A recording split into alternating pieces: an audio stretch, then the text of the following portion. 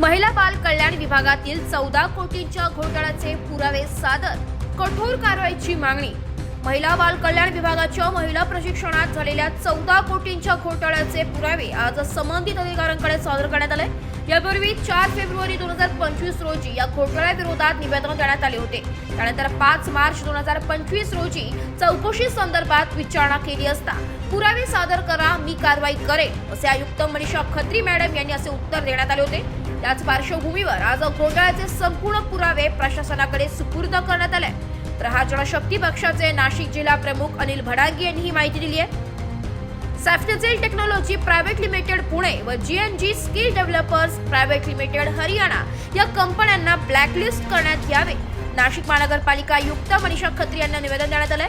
जर लवकरात लवकर योग्य ती कारवाई झाली नाही तर प्रहार जनशक्ती पक्षाच्या वतीने ढोल बजाव आंदोलन छेडले जाईल असा इशारा देण्यात आला।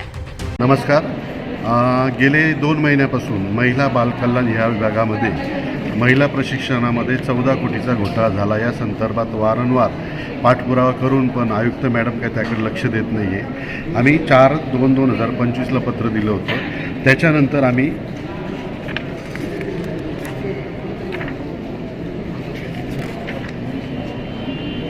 3 तारखेला मॅडमला भेटलो आणि मॅडमला भेटल्यानंतर त्यांना विचारलं की मी जो घोटाळ्याचं पत्र दिलं होतं याच्यावर तुम्ही चौकशी समिती करून अधिकाऱ्यांवर किंवा त्या कंपनीवर कारवाई केली का?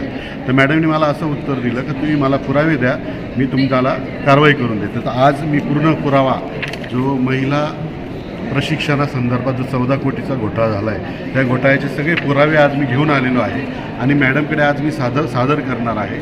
आणि याच्यामध्ये मी दिलेलं आहे की पुरावे सादर करून याच्यामध्ये तुम्हाला सांगतो सॉफ्ट झील टेक्नॉलॉजी प्रायव्हेट लिमिटेड पुणे व GNG skill development private limited Haryana या दोन्ही कंपन्यांना ब्लॅकलिस्ट करण्याची मागणी आहे माझी।